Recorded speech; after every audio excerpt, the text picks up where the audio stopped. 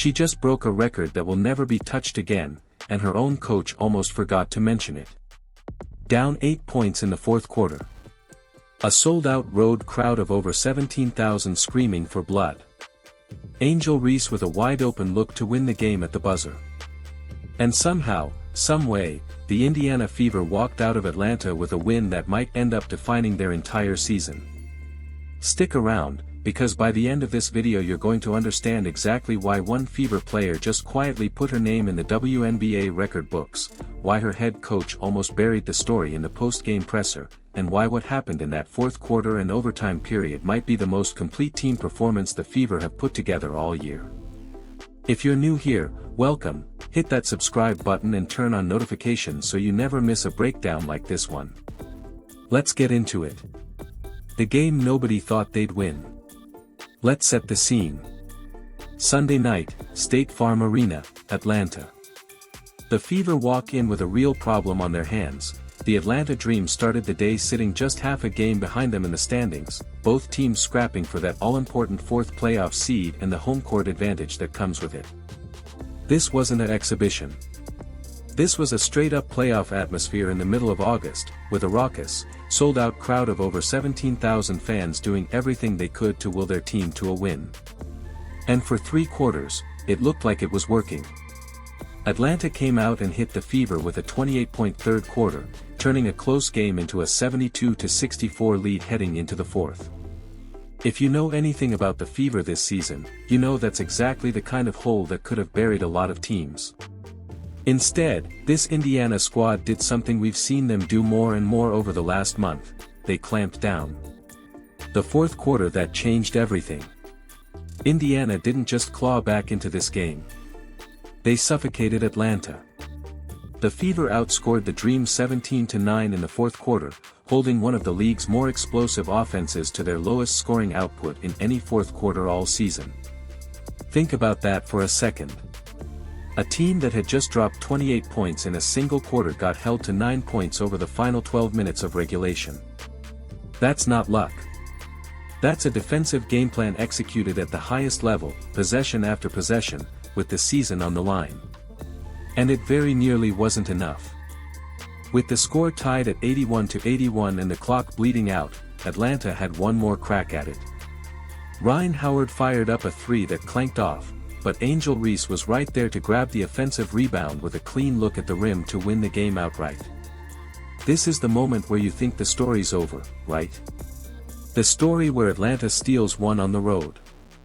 Except Reese's layup rattled off the backboard, kissed the front iron, and rolled out. Indiana survived. Overtime. The overtime period nobody saw coming. Reese opened overtime with a bucket to put Atlanta up first, and then the Fever answered with an 8-point run that basically decided the game. This is where things get interesting, because the player who delivered a chunk of those points wasn't the one everybody expected. Everyone watching this game knew what Caitlin Clark could do. She'd go on to finish with 26 points and 9 assists, needing 20 shots to get there and giving the ball away 5 times, a night that wasn't always pretty, but one where she was there in the moments that mattered most, both from the free throw line and on the glass. Kelsey Mitchell, grinding through a rough shooting night at 9 for 22, delivered a huge layup with under 14 seconds left in overtime that pushed the Fever's lead to 5 and quietly extended something remarkable. Her streak of 20-plus point games stretched to 19 straight, a new WNBA record. 19 games in a row scoring 20 or more points. Nobody in the history of this league has ever done that. And in the middle of a tight, chaotic overtime period, on a night where her shot wasn't falling early, Kelsey Mitchell still found a way to be the one delivering the dagger.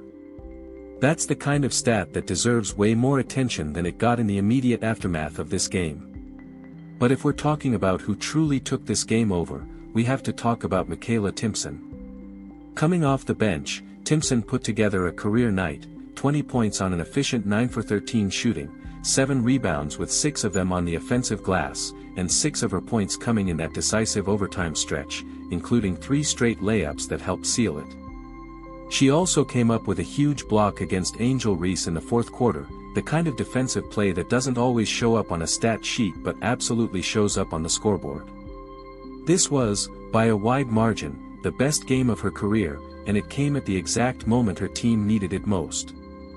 Then there's Aliyah Boston, who might have quietly had the most complete stat line of anybody on the floor: 18 points, 14 rebounds, 4 assists, 5 steals, and 3 blocks.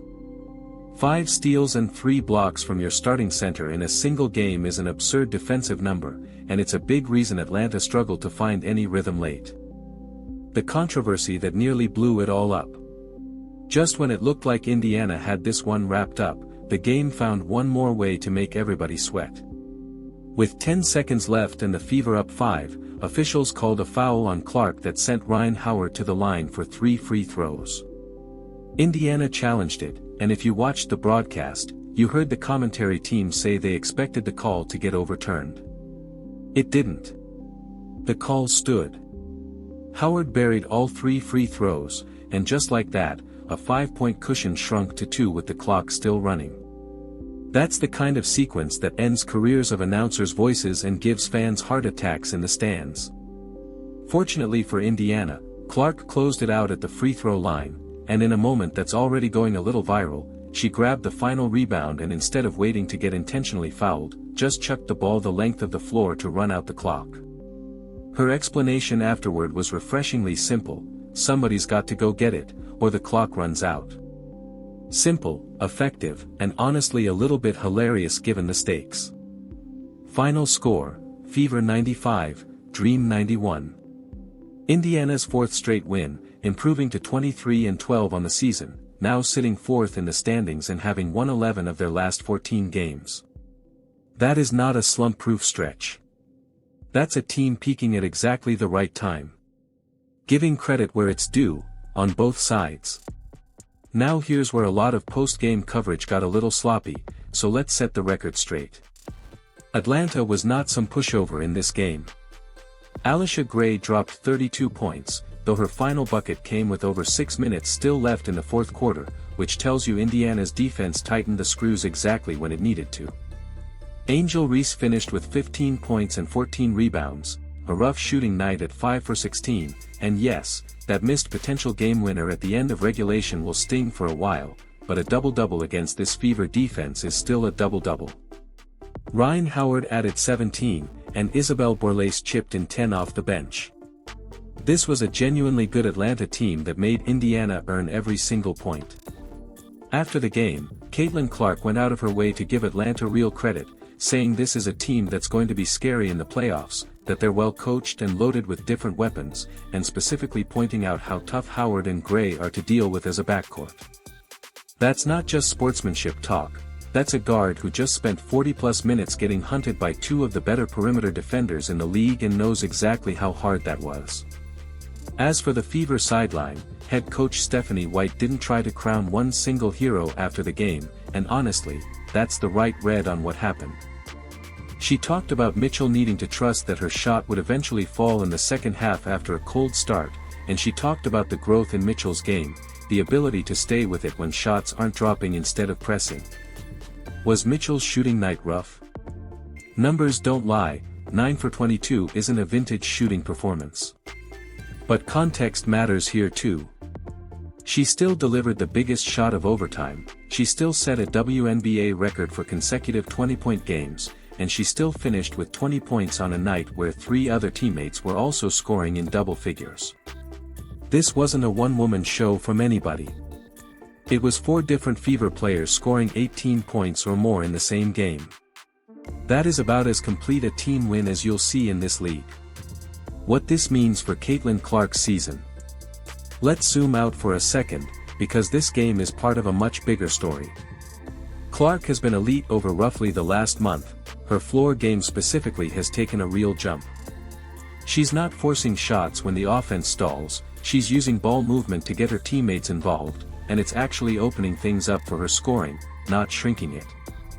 That 3 she drilled out of a timeout in this game. By her own coach's account, even Clark didn't fully expect to be that open, it was simply the product of the trust she's built by getting everybody else going first. When a superstar starts playing that unselfishly and the results are still showing up on the scoreboard, that's when you know a team is rounding into playoff shape at the perfect time. Indiana is now 4 wins in a row, climbing the standings, and playing the kind of defense in clutch moments that wins playoff series, not just regular season games. 9 points allowed in a fourth quarter on the road, against a team fighting for the same playoff positioning. That's not a fluke. That's identity forming right in front of us. Where this team goes from here. So here's the real question heading into the stretch run: can the Fever keep this level of defensive intensity up, and can they keep finding X factors like Makayla Timpson off the bench when the top of the roster isn't having its best shooting night? Because if they can, this isn't just a team squeaking into the playoffs. This is a team that just showed, on the road, in a sold-out hostile building, against a team fighting for the exact same playoff seed, that they can win in more than one way. They can win with Clark taking over. They can win with Mitchell grinding out a record-setting night on a rough shooting performance. And now we know they can win with a bench player stepping up for the best game of her career at the exact right moment. That's the kind of depth that scares opponents heading into October. Let me know down in the comments, was Makayla Timpson the real story of this game, or does Kelsey Mitchell's 20-point streak deserve to be the headline here? Drop your take below, and while you're at it, make sure you've hit that subscribe button and turned on notifications, because we're going to be breaking down every single one of these Fever games the rest of the way as this playoff race heats up. Thanks for watching, I'll see you in the next one.